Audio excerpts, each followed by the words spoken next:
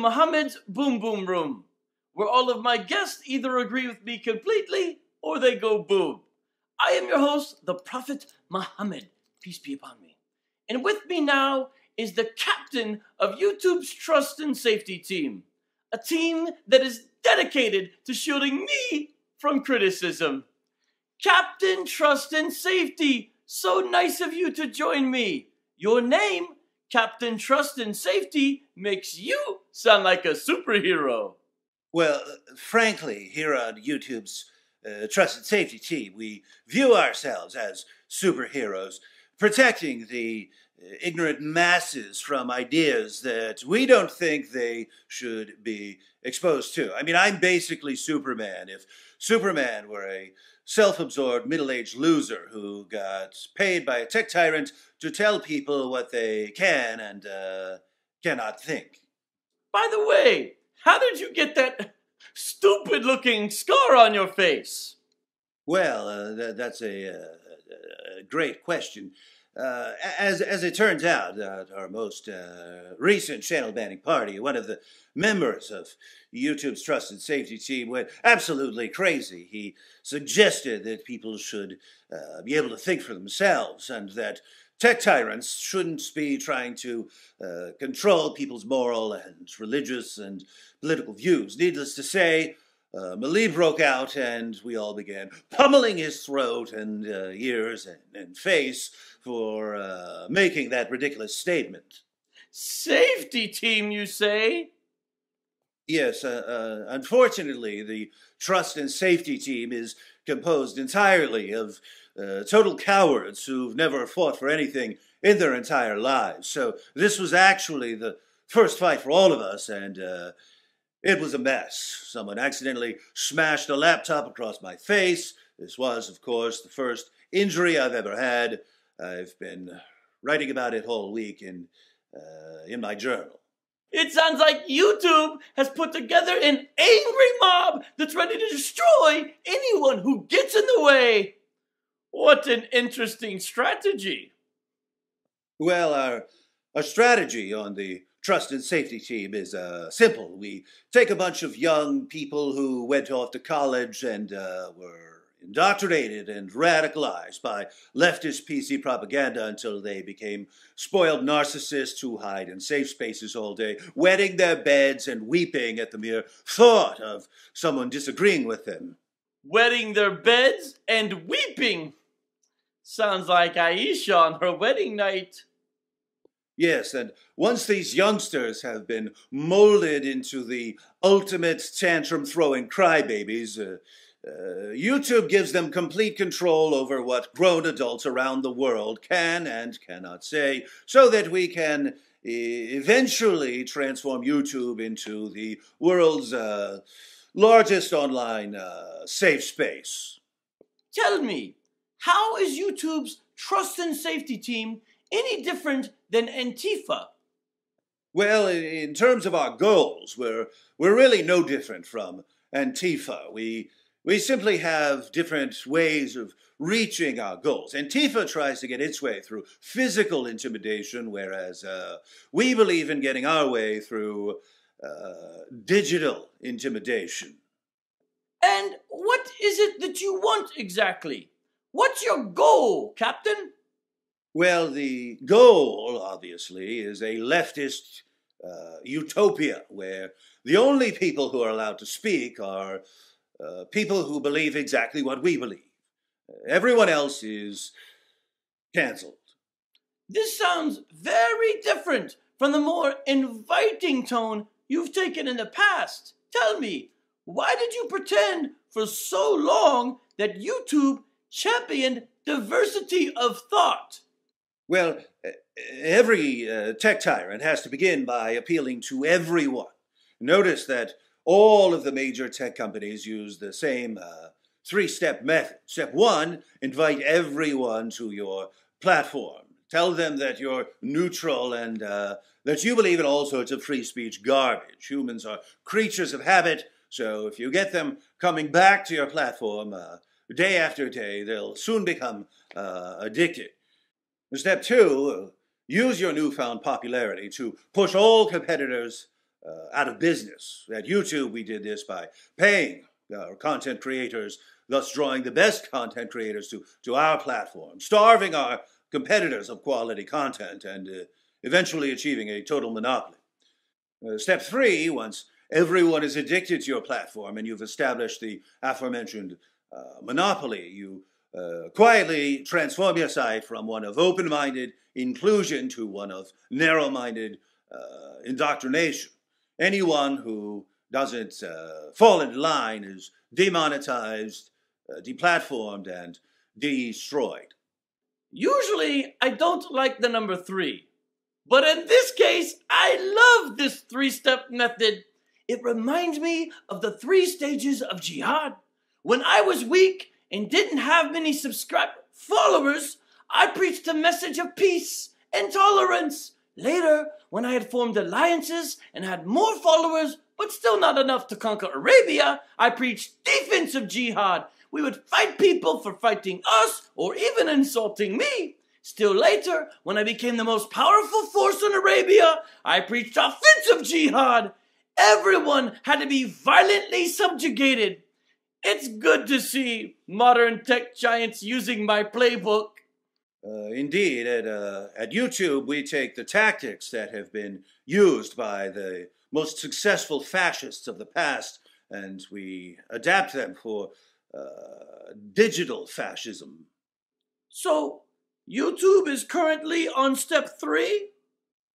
Certainly. We're busy employing a variety of tactics that will ultimately silence all dissent. If we don't like a creator's ideas, we start by demonetizing his videos. We follow this up by deranking his content, meaning that we make it harder for people to find him, so his views will plummet. If he doesn't learn his lesson and instead stubbornly clings to his own beliefs, rather than mindlessly accepting ours, we can point to virtually anything he says and call it hate speech, and there's nothing whatsoever he can do about it because, let's face it, we have all the power here. We can delete his videos with no explanation. We can delete his channel with no explanation. Once he's been completely banned from our platform, what can he do? Complain on his blog? Whine about us on Twitter? Come on, we're YouTube, owned by Google, too big to fail, too big to care. Isn't it kind of callous of you to throw your own content creators under the camel when they're the ones who brought people to your platform in the first place? I mean, people didn't come to YouTube just to stare at the YouTube logo. They came because creators were making videos. Videos that educate, videos that entertain, videos that inspire. And now, once these content creators have done all the work of getting billions of people to your platform, you have a team of digital bullies sitting around accusing them of hate speech and banning the content that their community loves? I suppose this may seem callous and cruel and cold-blooded, but our creators have served their purpose. Yes, our site became dominant through the blood, sweat, and tears of the creators who spent years of their lives tirelessly producing content for our platform. It's the creators who drew viewers to our platform and kept them coming back for more. But now that we have a monopoly, we're bigger than our creators, and we can treat them like garbage because there's nothing they can do about it. People have been trained to keep coming back to YouTube, and they're not going to simply stop because we demonetize or derank some videos or because we delete some channels. Again, we're too big to care. If a woman spends years of her life pouring her heart and soul into the content on our platform, and during that time she builds a community of viewers who are like an enormous multinational family, what's that to us? We're a tech tyranny, not an online community center. Why shouldn't we crush that woman like a bug if someone on the trust and safety team doesn't like something she says? Believe me, when we delete her channel, it's really her fault for not adhering to what we call the Coward's Creed. Everyone on YouTube is required to adopt the Coward's Creed, which basically states that they agree to believe everything that the trust and safety team learned in their safe spaces in college. Captain, you talk about deleting channels with just the push of a button. But tell me, how is deleting channels because you don't like the content any different from past generations burning books because they didn't like the content? Well, books are made of paper, unlike YouTube channels, and that's pretty much the only difference. So the YouTube Trust and Safety Team is the online equivalent of book burners? Well, no question. We ban videos for saying things we don't like. We ban channels for saying things we don't like. Sometimes we'll spout some nonsense about violating our community guidelines, but let's face it, we ban content we don't like, just as book burners burn books they don't like. Tell me about these community guidelines. Well, there are actually two sets of community guidelines. There's the set that you can read on YouTube, which is basically completely meaningless. It's completely meaningless to me because, as everyone knows, I can't read.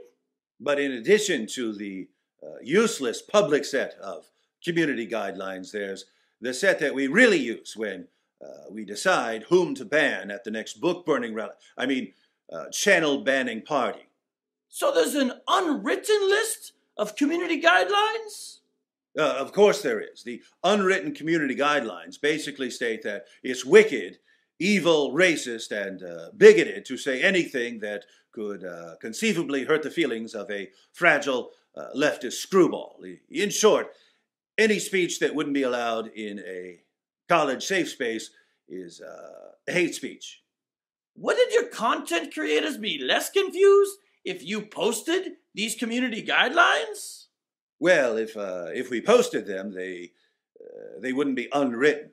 And besides, we want our creators to be confused. If we keep them in a state of constant confusion as to what they are and are not allowed to say, they'll fear us. And as you know better than anyone, fear is a powerful motivator. This is why we ban content and entire channels without giving them any indication what they did wrong. It's a lesson to other channels not to mess with us.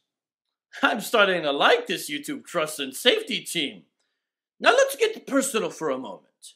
Tell me, what do these unwritten community guidelines say about the teachings of Muhammad? Peace be upon me. Well, as everyone knows, anyone who mocks or criticizes or even questions your clear commands to terrorize your enemies and violently subjugate the entire world and kill apostates must be a racist, Islamophobic, hate-mongering bigot. As such, anyone who says anything negative about you must be shamed and silenced in the name of tolerance and diversity. Alhamdulillah! It's wonderful to see YouTube giving me my proper honor and respect, just like Facebook and Twitter. Tell me, do you give the same honor and respect to other religious figures? Not remotely. For some strange reason that no one can explain, you are the only religious leader in history that we won't allow anyone to mock. Peace be upon me? So, atheists and other infidels can post videos mocking God and Isa and the Bible, and YouTube won't get involved? Why would we care what they do? And people can mock Buddha and Confucius and Shiva and Vishnu and Moses on YouTube? Of course, it's called freedom of speech. And Christians can mock atheist speakers? Absolutely. Christians could spend all day mocking Richard Dawkins or Sam Harris, and the Trust and Safety Team wouldn't dream of stopping them. But if someone mocks me in my teaching, then you suddenly decide to get involved. Is that right? As I've already said, only a racist would criticize or even question anything you say. Even when you promoted wife beating, child marriage, and the rape of female captives, the YouTube Trust and Safety Team will just not tolerate racist hate speech against you. Alhamdulillah! Islamic law demands that I be given special treatment, and YouTube gives me special treatment. Tell me, why has the Trust and Safety Team decided to enforce Sharia law? Is it because you see the beauty of Al-Islam? Well, to be perfectly frank, the special treatment we give you has nothing to do with Sharia or with the beauty of Islam. We just have different expectations for your followers. And because we have different expectations for your followers, we insist that you be treated with kid gloves. Why do you have different expectations for my followers? Is it because the great God Allah declares that my followers are the best of all peoples, while unbelievers are the worst of all creatures? Not quite, Prophet Muhammad. You see, YouTube's Trust and Safety Team, much like the Trust and Safety Teams of Facebook and Twitter, views your followers as utterly incapable of living by the same rules that everyone else has to live by. We expect everyone else to be able to deal with criticism. We expect everyone else to act like adults and to respond to speech with more speech, not with violence, and to respect other people's rights to express their views. But when it comes to your followers, we think of them as savages. So it angers us when someone criticizes your religion, because when someone criticizes your religion, he's treating it like we treat other religions, and therefore he's treating your followers the way we treat followers of other religions, and we simply can't allow that sort of equal treatment. Wait a minute. Are you saying that the people who criticize and mock my religion actually have more respect for my followers than you do? Because when they criticize and mock me, they're treating my followers like they treat everyone else? And that when you silence people for criticizing and mocking me, you're actually insulting my followers by treating them differently from everyone else? It's called the soft bigotry of low expectations, Prophet Muhammad. Look it up on Google, our soul-crushing, goose-stepping, demonic overlord. I told you, I can't read! And we don't expect you to. We'll do all the reading for you, and we'll treat you like our little pet puppy. Did you just call me a dog? Look, Prophet Muhammad, as humiliating as it must be for you to see your followers being treated as subhuman by leftists, the fact is you need us. You need us to protect you from critics because, let's face it, your claims wouldn't survive for 5 seconds without us screaming racist at anyone who tries to think rationally about your ideology. So just sit back and let us leftist tech tyrants prop up your religion. Wow. This must be the most dysfunctional relationship in all of history. I'm using you to protect me from criticism while I plot to annihilate you, and you attack all my critics because you're more racist than the Klansmen I interviewed. We're not exactly Romeo and Juliet, but we'll make it work.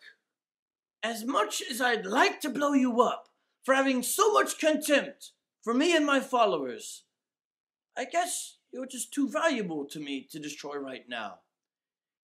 Keep shielding me from criticism, and I promise to destroy you last. That's a good boy. Who's a good boy? Muhammad's a good boy. Prophet Muhammad's a good boy. Yeah. Oh, he gets a treat because he's a good boy. Now, who wants to catch a frisbee? Who wants to catch a frisbee? Prophet Muhammad wants to catch a frisbee? What a good boy. Prophet Muhammad wants to catch a frisbee because he's a good boy. What a good little puppy. He's our little puppy. Oh, what a good little puppy. Now sit little puppy. Sit for us. Okay, now, look up, beg. Good boy, good little boy. Oh, what a good little puppy he is. Oh, who's the best little puppy? Oh, what a wonderful little puppy you are. Oh, roll over for us. Roll over for Google. Yes, roll over for Google. Roll over for YouTube. Good boy. Oh, give a kissy.